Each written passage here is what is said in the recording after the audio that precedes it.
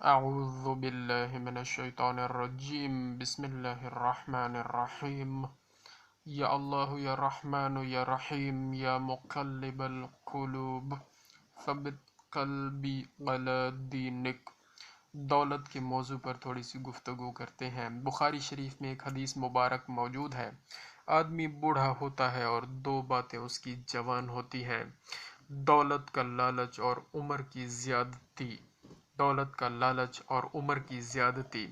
ترمذی شریف میں حدیث مبارک ہے، اس کا ترجمہ پڑھتے ہیں۔ دو بھوکے بھیڑیے جنہیں بکریوں میں چھوڑ دیا جائے وہ اتنا نقصان نہیں پہنچاتے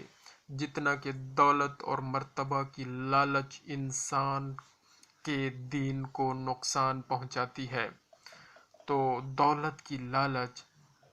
اور مرتبہ کی لالچ انسان کے دین کو نقصان پہنچاتی ہے۔ تو یہ دو لالچیں اگر خدا نخواستہ کسی میں موجود ہیں، دولت کی لالچ اور مرتبہ کی لالچ، تو دین کا نقصان ہوگا، یہ فرمان موجود ہے۔ اور اسی طرح ایک اور فرمان مبارک بخاری شریف میں موجود ہے، ترجمہ پڑھتے ہیں۔ اگر آدمی کے پاس مال سے بھرے ہوئے دو جنگل ہوں، جب بھی وہ تیسرے جنگل کی آرزو کرے گا اور ایسے آدمی کا پیٹ قبر کی مٹی کے سوا اور کوئی چیز نہیں بھر سکتی، یعنی لالچ ہے جس کو، تو اس کا پیٹ تو پھر قبر کی مٹی ہی بھرے گی۔ ترمذی شریف میں موجود ہے، ترجمہ پڑھتے ہیں، فرمان مبارک، درہم و دینار کے بندے پر لعنت کی گئی ہے، درہم و دینار کے بندے پر لعنت کی گئی ہے۔ اور ایک حضرت عیسیٰ علیہ السلام کا فرمان مبارک ہے، اس کا ترجمہ پڑھتے ہیں، اپنے واسطے زمین پر مال جمع نہ کرو، وہاں کیڑا اور زنگ خراب کرتا ہے، اور پھر سے پڑھتے ہیں، اپنے واسطے زمین پر مال جمع نہ کرو جہاں کیڑا اور زنگ خراب کرتا ہے اور جہاں چور چراتے اور نقب لگاتے ہیں، جبکہ اپنے لیے آسمان پر مال جمع کرو جہاں نہ کیڑا خراب کرتا ہے اور نہ زنگ، اور نہ وہاں چور نقب لگاتے ہیں اور نہ چراتے ہیں، کیونکہ جہاں تیرا مال ہے وہاں تیرا دل بھی لگا رہے گا۔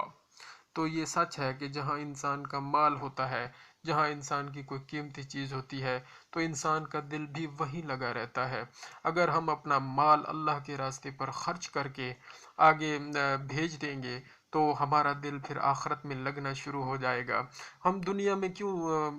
الجھے رہتے ہیں اور ہمیں دنیا سے بڑی محبت کیوں ہوتی ہے؟ کیونکہ ہم نے اپنی اس دنیا کو آباد کیا ہوا ہے، ہم نے اپنی اس دنیا کو جو آخرت کی دنیا ہے، اس جہان کو جو اگلا جہان ہے، جو حق ہے، جو برحق ہے، جس کا وعدہ اللہ کریم نے فرمایا ہے،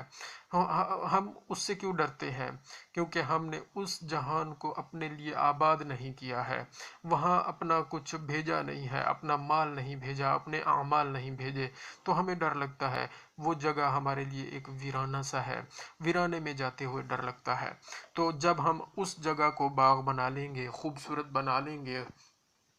درختوں والا سایہ دار وہ باغ بنا لیں گے، پھلدار باغ بنا لیں گے، ذکر الہی سے، اپنے نیک کاموں سے، اچھے کاموں سے، تو پھر ہمارا دل اس دنیا میں لگ جائے گا اور ہمیں پھر اس دنیا سے محبت نہیں، اس دنیا سے تو محبت ہوگی، اس دنیا سے پھر محبت نہیں رہے گی۔ ایک اور فرمان مبارک پڑھتے ہیں، حضرت مولا علی علیہ السلام کا فرمان مبارک، اول امام کا فرمان مبارک ہے، تیرے مال میں تیرا حصہ تو صرف اتنا ہی ہے جتنا تو نے آخرت کے لیے پہلے بھیج دیا،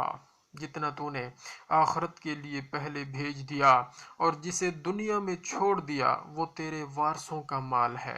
اور جسے تو نے دنیا میں چھوڑ دیا وہ تیرے وارثوں کا مال ہے، یعنی جو یہاں رہ گیا وہ تیرا نہیں ہے، جو تو نے وہاں بھیج دیا وہ تیرا ہے۔ تو اپنے ہاتھوں سے اللہ کی راہ میں پیسے خرچ کرنے چاہیے، مال خرچ کرنا چاہیے، رزق خرچ کرنا چاہیے، سارا کچھ اللہ نے دیا ہے تو اسی کے راستے پر خرچ ہونا چاہیے، ہمارا وقت اسی راستے پہ خرچ ہونا چاہیے، ہمارے جو بھی ہماری نعمتیں، ساری نعمت موجود ہیں، گنتے رہیں تو ہم یعنی گن ہی نہیں سکتے، تو ان چیزوں کو خرچ کرنا شروع کر دیں اللہ کے راستے پر، اور پھر دیکھیں انشاءاللہ اس دنیا میں بھی سکون مل جائے گا، اور آخرت میں تو کامیابی ہی کامیابی ہے۔ اللہم صلی علی محمد و آل محمد وعجل فرجہم۔